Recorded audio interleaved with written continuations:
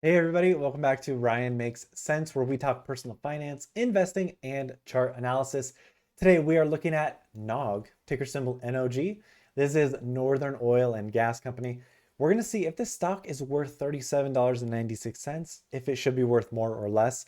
We're going to see what institutions and hedge funds are doing, and we're going to be doing some advanced charting on NOG, which um, fun fact, I actually made this whole video without hitting record. So I will walk you guys through the setup I have here and what we can expect for support and resistance. And let's go ahead and collectively hit the subscribe, thumbs up, leave a comment buttons. And yeah, let's jump on in.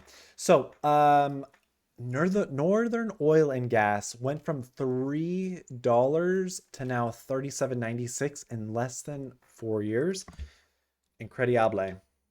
Looking at these are my favorite technicals here. We have our strength, which is 54, which is with the bulls. We have our momentum, which actually, I mean, looking overall, it looks pretty stagnant. And when I open it up and zoom in further, we can see it's been pretty flat for over a year. Our money flow looks like it's at record low, but we will look at FinViz or I'm sorry, we'll look at FinTel because FinViz typically, if you know my channel, FinViz typically shows older data, and FinTel, this little link up here, shows up-to-date SEC filings, and our relative momentum indicator is hot. So this is still with the bulls, in my opinion, at the moment. So quick glance at our financial data points. PE is 6.72 is immaculate. Forward PE even lower, which is great. Quick ratio almost at our sweet spot of 1. We can see their debt and their long-term debt is the same, which means they have not really started to pay off their debt, at least for the last reporting period. Um, in my honest opinion, I don't mean to ruffle any feathers. If they trimmed this dividend or paid themselves back and improved their balance sheet, improved their quick ratio, paid off some of their debt, the stock would be even more attractive. Earnings per share the past 5 years, positive 10%. Sales past 5 years, 55%. I mean, it goes to show that this company is resilient. This is a oil and gas company. We'll look at the description below and see exactly kind of what they do. It says institutions own 104%. We'll see what they have. Gross margin is at 36.8%, which is high growth. They're profitable. I mean, this is a beautiful company. Shares float and shares outstanding around 100 million, which is a sweet spot. Sales overall, I mean, in 2020 they went from 320 million to 1.9 billion with a B. Earnings per share up and to the right overall, fantastic. This is what I dislike a lot about companies. 2019, they had 40 million shares available outstanding. Now they have 100 million shares outstanding. They increased the demand, which to me, they increased the supply, which if I'm an investor or trader, I am not incentivized to continue to add and hold this company because they continue to add more to the pool and the demand overall is going to go down, right? Because they're going to continue to move the goalposts and add to the pool of shares.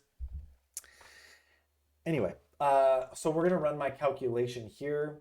Like I said, I actually already went ahead and I thought I hit record, but I did not. So their market cap, they have 3.8 billion. They have income of 565,130,000, sales of 1.9 billion. And we're going to go down to the burning ring of fire. Okay, so this company engages in the acquisition, exploration, development, and production of crude oil and natural gas properties. Focuses on the Bakken and Three Forks Formation within the Williston Basin in North Dakota and Montana. Company was founded in 2006 and headquartered in Minnetonka, Minnesota. So that's where we're at there. Q1 this year, they did 534 million in sales. Q1 2023, 428 million. That is a 108 I'm sorry, $106 million increase quarter over quarter. That is absolutely incredible.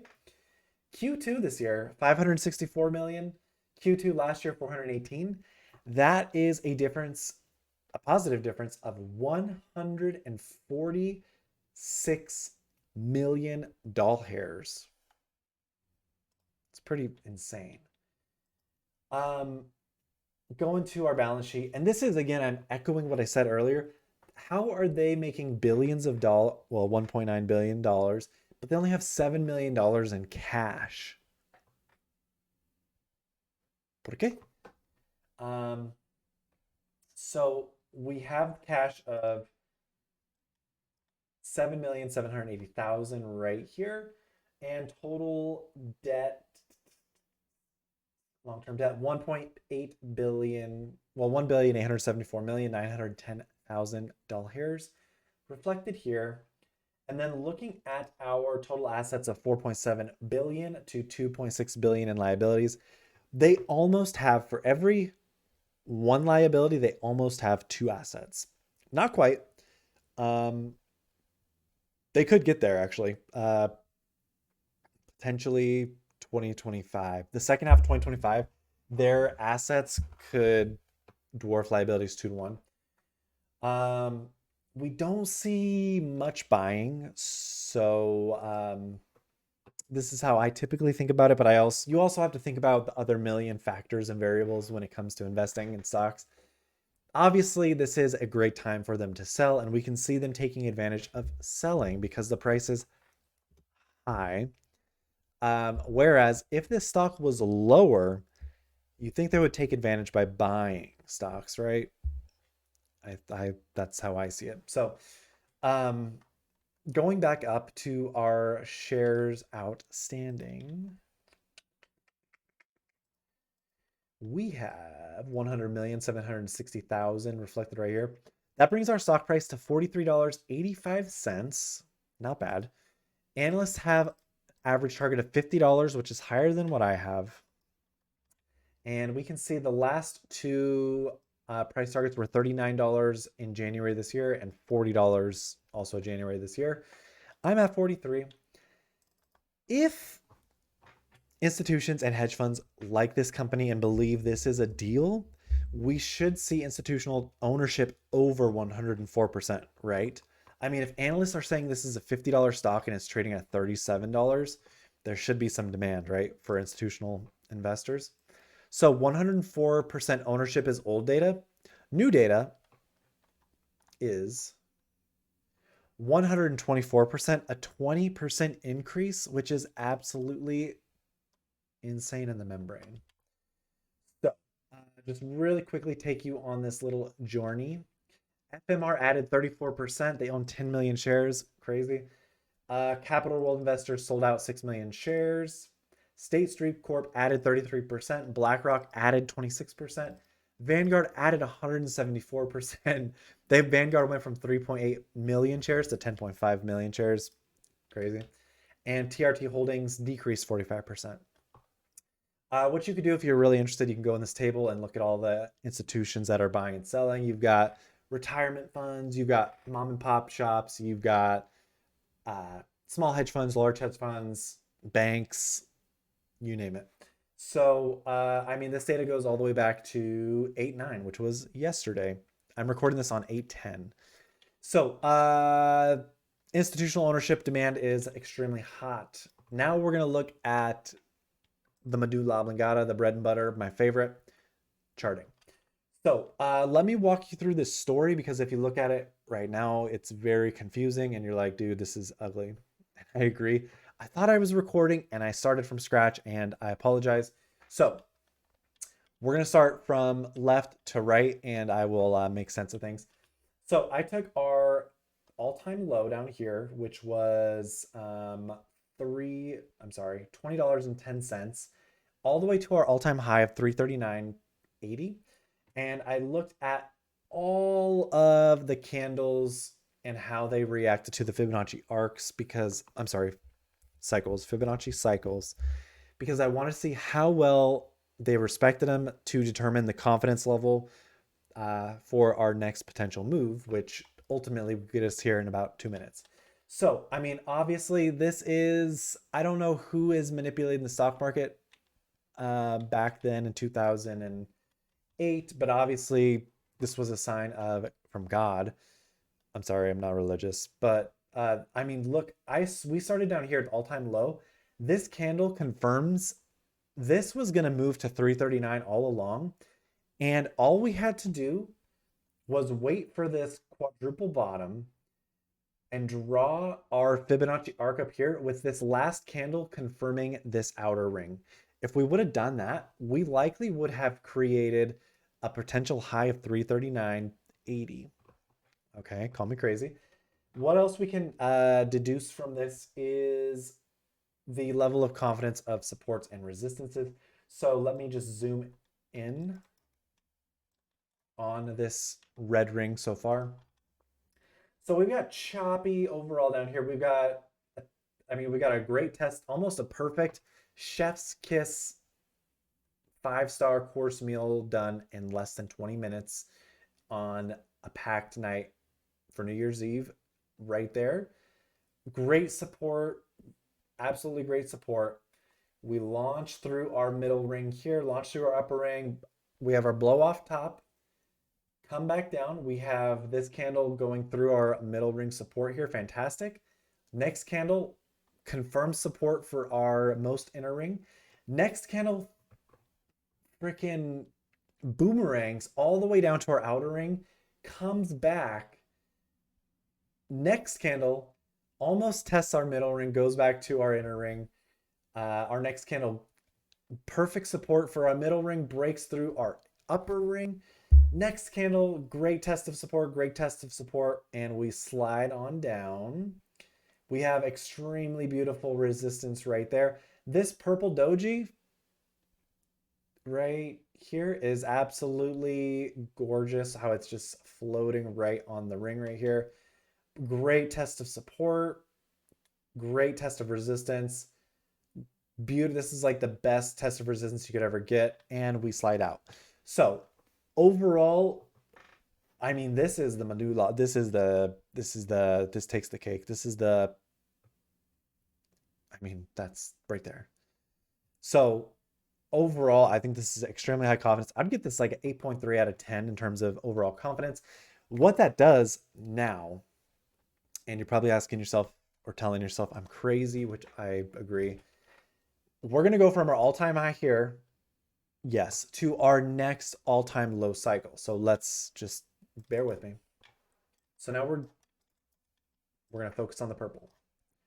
So I went from the all-time high of 339, where you can see this little red line goes all the way back, to now our purple lines. And we can see perfect support, perfect support, perfect support, perfect resistance for our outer ring here.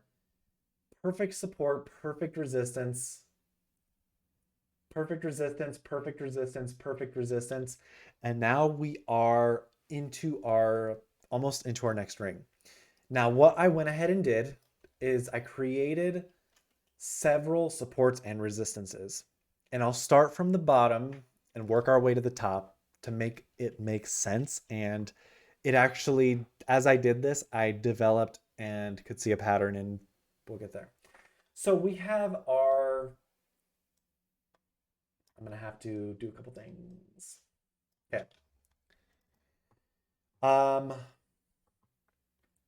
Right here is our overall support of our all-time low. Essentially, we have triple bottom, reverse, come back. Now it acts as resistance. We do a reverse split.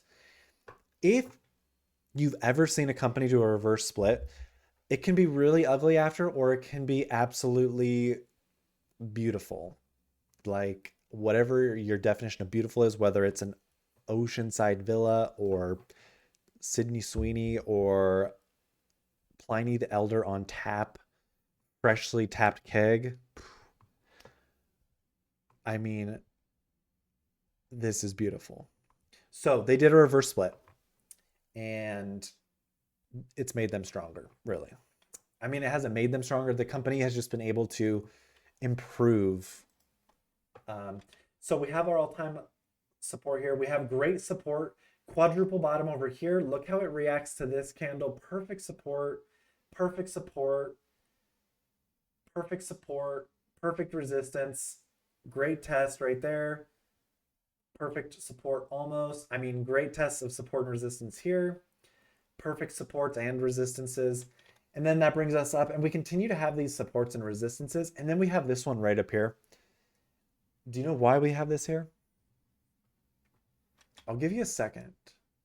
And we all should take an obligatory drink some water. All right. 3 words, cup and handle. Hear me out. I've seen a lot of cup and handle formations for like the last 7 years, 9 years. This is a perfect setup for a left cup handle. We have our rounded bottom and potentially coming back to this or higher. So potential cup and handle. Now what we have here, there was 2 things I noticed.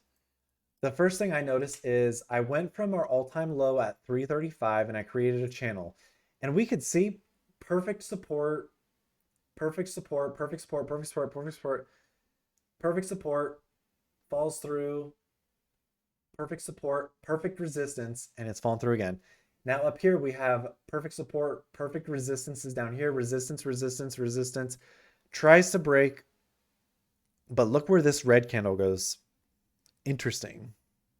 Before this purple line was here, it was just going up in the abyss. This green candle also going up out of nowhere. Why is it going up the same, almost same level? And again, perfect resistance here. What I was able to notice with my naked eye, there is a downward channel that goes all the way back to the year 2008. Look at these confirmed points here. So we have a test follow through here. Almost great support, almost perfect resistance. Triple tests right here. And then again, perfect test of support right here on this purple line. Test it again. And now we've got candles trying to break through. This is a perfect support, perfect resistance, perfect support, falls through, perfect support right on this purple line, perfect resistance on the purple line, perfect support on the purple line. This candle tests the resistance right here. Great tests of resistance, perfect support, perfect resistance, tests of resistance, perfect resistance, absolutely perfect resistance right here. I mean, you get the drift. So fast forward even further. We are now into this area of opportunity. This is what I call the apex, where we have so much going on. If this stock closes below $36 for the month of August, we could see it go and react to our $26 support here, or potentially this bottom channel. It really depends how the next few candles act, but we're going to get into an area of extreme volatility for May of next year. So, all that said, the company is honestly killing it. They're growing their revenues insanely quarter over quarter. I think they're on track for 2 billion this year. Let me just go back. So 1.9 billion in 2023. So far for 2024, they have done 534 million, 564 million. So they are absolutely on track for 2 billion, over 2 billion this year.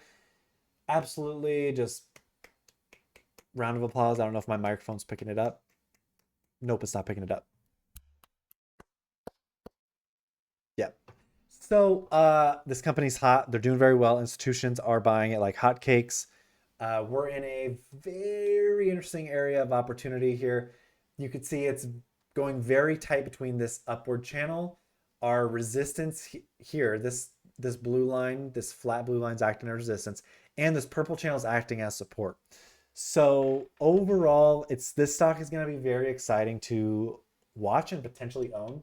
They do offer a freaking